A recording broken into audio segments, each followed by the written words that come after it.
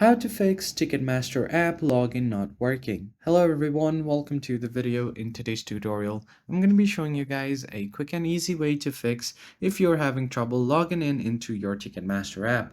But before getting started, make sure to like the video down below and subscribe to the channel.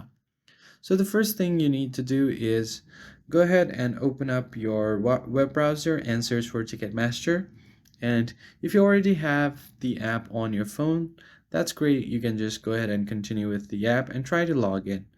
Now, if I go ahead and tap on Open in App, as you can see here, this app is not available on my region, but what you can do is, if it is available on your region, you can try to clear its cache and force stop the app. Because sometimes if the app is running on the background, then you won't be able to log in properly, so you will have to completely stop the app first in order to log in.